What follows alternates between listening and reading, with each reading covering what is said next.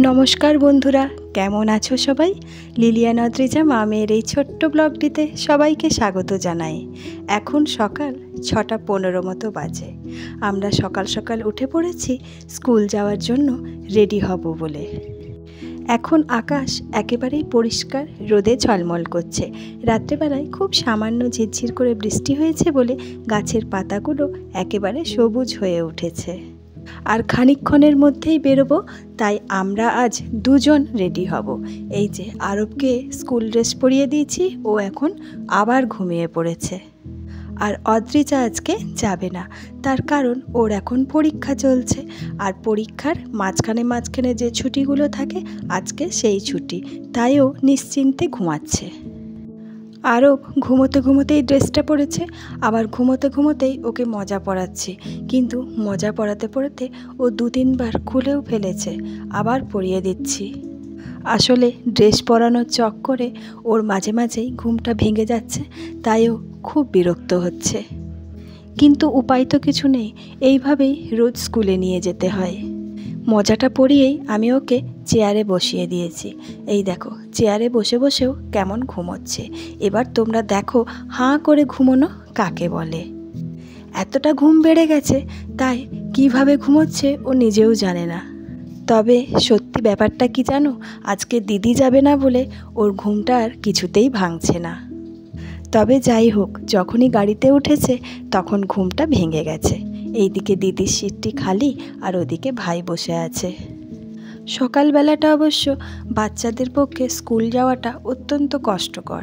তবে এখন তো তাও গরমের ভাব আছে, এরপর যখন শীত পড়বে তখন কী যে মুশকিল হবে তার ঠিক নেই। আমাদের স্কুলে একে একে বাচ্চা আসা স্টার্ট করে দিয়েছে। ওরা এসে ওই বেঞ্চটিতে এক এক করে বসবে। আর আরবের বসার জায়গাটি হলো এই অফিসের টেবিলটি। এখানেই ও আরাম করে বসে, আর যদি ঘুম পায় তাহলে সব ফুলদানি পেনদানি সব সরিয়ে শুয়ে পড়ে। ওর এবার গাড়ি আসবে বলে আমরা সোজা বাইরে বেরিয়ে পড়েছি। আমাদের স্কুলের পাশেই আছে এই হনুমান মন্দিরটি। এখন মন্দিরটি বন্ধ, কোনো এক সময়ে খোলা পেয়ে তোমাদের ভেতরটি দর্শন করাবো। রাস্তার মাঝে আমরা এখন দাঁড়িয়ে আছি। আরবকে গাড়িতে উঠিয়েই আমি স্কুলের মধ্যে ঢুকে পড়েছি। স্কুলে কিছু ক্লাস হওয়ার পরে চলছে অ্যানুয়াল প্রোগ্রামের রিহার্সাল। এটা এখন পুজোর আগে পর্যন্ত এইভাবে চলতে থাকবে। স্কুল ছুটির পর আমি বাড়ির পথে রওনা দিলাম।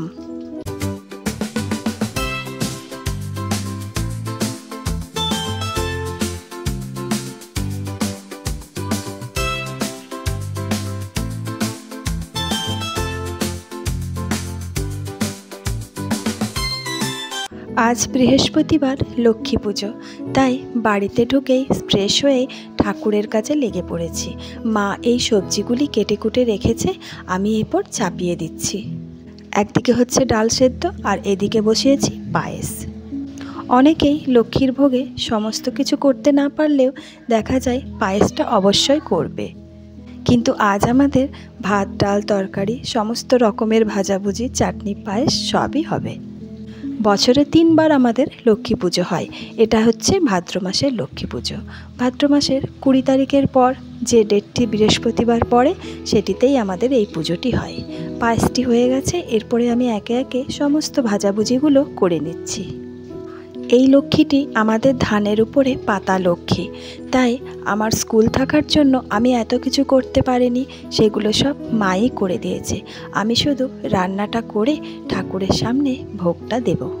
ওদিকে তরকারি হয়ে গেছে, আর এদিকে চাটনি হচ্ছে। সমস্ত ভাজাভুজিও আমার কমপ্লিট হয়ে গেছে। তবে সকালবেলাটায় আমার স্কুল থাকার জন্য আমার একটু তাড়াহুড়ো হলো। সকালের পুজোটা আমি দেখতে পাইনি। স্কুল থেকে এসেই তাড়াহুড়ো করে এই রান্নাটা করে নিয়েই ঠাকুরকে এবার ভোগটা নিবেদন করব। আমি সমস্ত থালায় ভোগ পেড়ে নামিয়ে দিয়েছি। এরপরে পুজো শুরু হয়ে গেছে। পুজো টুজো হয়ে যাওয়ার পরে দুপুরবেলায় খাওয়া দাওয়ার পরে একটু রেস্ট নিয়েই বিকেলবেলায় আবার বেরিয়ে পড়েছি।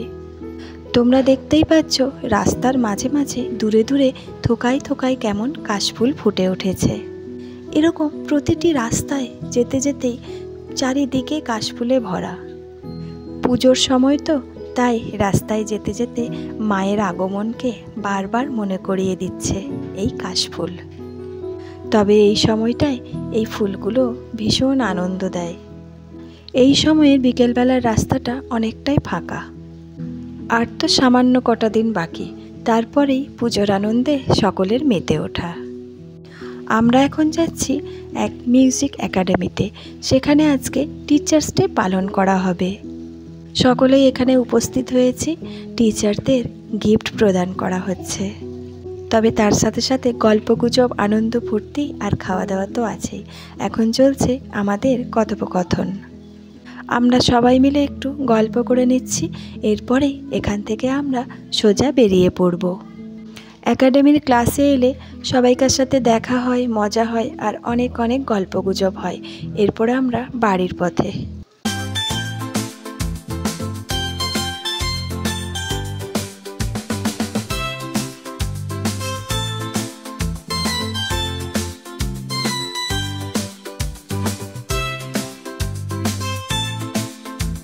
বেশ কিছুদিন আগে আমি কয়েকটি জুয়েলারি বানিয়েছি, সেগুলো তোমাদের সাথে শেয়ার করা হয়নি। খুবই ইচ্ছা ছিল তোমাদেরকে দেখানো, তাই আজকে সন্ধেবেলাটা একটু ফাঁকা পেয়ে তোমাদের সাথে সেগুলো শেয়ার করছি।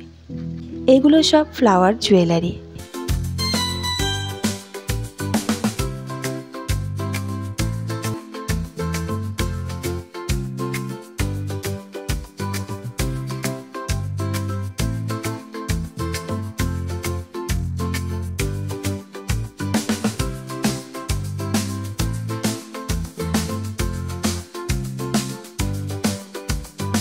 এরপরে রাতের খাওয়া দাওয়া।